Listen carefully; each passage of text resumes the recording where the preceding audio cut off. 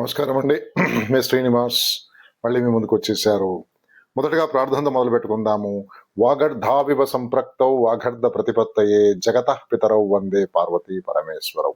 ఓం త్రయంబకం యజామహే సుగంధిం పుష్టివర్ధనం ఊర్వారుకమివ బంధనాన్ మృత్యోరుక్ష్మీయమామృతాత్. శ్రీమాత్రే నమః, శ్రీమాత్రే నమః, శ్రీమాత్రే నమః.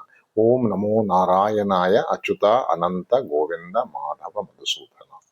సో లాస్ట్ అండి, ఈరోజు మనము 8 రోజులు నేను ఒక కాశీ యాత్ర వివరాలు మీకు వివరించాను. ఈరోజు 9వ రోజు, కాశీలో 9వ రోజు మేము గడపోతున్నాము.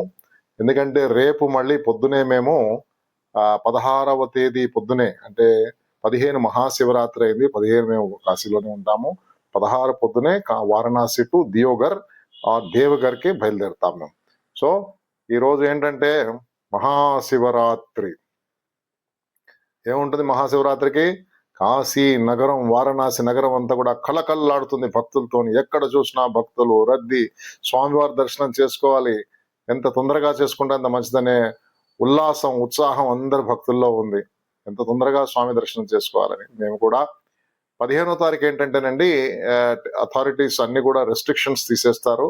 అది నార్మల్ దర్శనే ఉంటుంది. లైన్లో పోతుంది, రన్నింగ్ క్యూ అంటారు కదా, ఆ లైన్లో నిలబడాలి. అలాగే గేట్ 1, గేట్ 2, గేట్ 3, గేట్ 4 అన్ని కూడా మనకు వీలైన గేట్లోంచి మనం ఎంటర్ అయిపోవాలి. మేమేం చేసామంటే పొద్దునే 3:30కి లేచేసి స్నాన సంధ్యాలు ముగించుకొని ఎలాగైనా స్వామివారి దర్శనం చేసుకోవాలని మేము గేట్ 4 దగ్గరికి వెళ్ళిపోయామండి. అప్పటికే బారులు తీరి ఉన్నారు భక్తులు. నియర్లీ 2 కిలోమీటర్స్ లైన్ ఉంటుందండి. స్వామిని దర్శనం చేసుకోవాలి కాబట్టి ఓం నమ శివాయ అని లైన్లో ఎంటర్ అయిపోయాము. మేము ఎంటర్ అయ్యేటప్పటికి 4 అయిందండి. 4 ఎంటర్ అయింది. మేము అలాగే లైన్ పోతూనే ఉంది, ఎక్కడ ఏమి ఇబ్బంది లేదు స్వామి దయ వల్ల. మేము లోపలికి ఎంటర్ అయిపోయినాము. 6:45కి మా దర్శనం అయిపోయిందండి.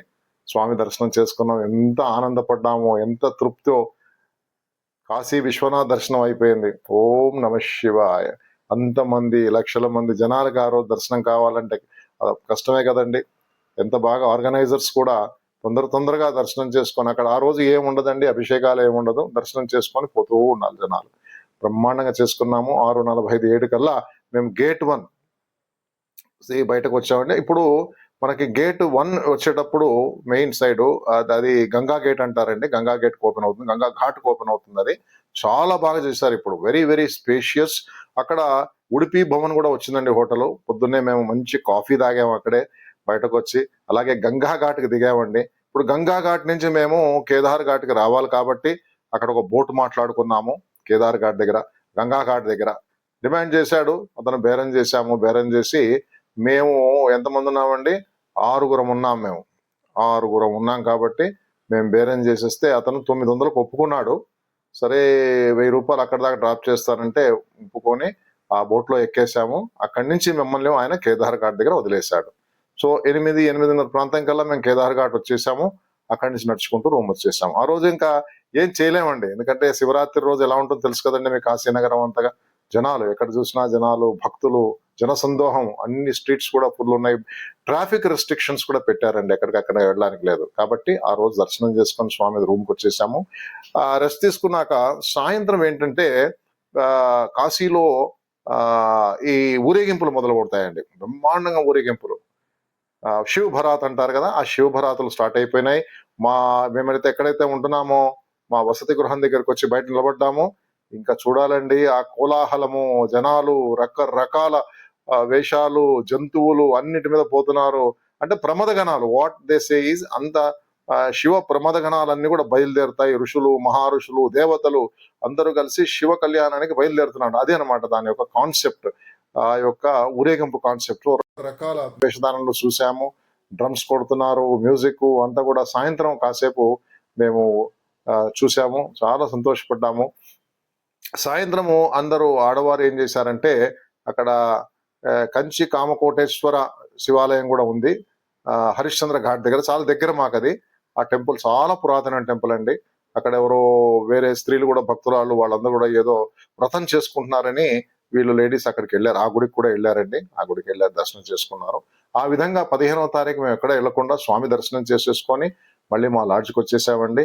వచ్చేసి రాత్రి లైట్గా టిఫిన్ తినేసి మేమందరం కూడా తొందరగా రెస్ట్ తీసుకున్నాం. ఎందుకంటే 16 పొద్దునే మేము వారణాసి వదిలేసి దేవగర్కి బయలుదేరుతున్నాము. అసలు 9 రోజులు ఎలా గడిచిపోయింది కాశీలో మాకే తెలియట్లేదండి. అసలు అంత తొందరగా వెళ్ళిపోతున్నామా, కాశీనగరం వదిలేసి వారణాసి నుంచి ఇంకో చోటుకి వెళ్ళిపోతున్నామా అనే ఒక మనసులో ఉందండి. స్వామిని, కాశీ విశ్వనాథుణ్ణి, అన్నపూర్ణమ్మ, కాశీ విశాలాక్షి మాత వీళ్ళందరినీ తలుచుకుంటూ మేము 9 రోజులు గడిపాము. అయ్యో ఇంత తొందరగా అయిపోయిందా అని మనసులో ఉంది. కానీ పోక తప్పదు కదండి. We have to start, we need to go to other places. మళ్ళీ బ్యాక్ టు హోమ్ వచ్చేయాలి కాబట్టి ఆ రోజు అలా జరిగిపోయిందండి. రేపటి సంగతులు మళ్ళీ పంచుకుంటాను.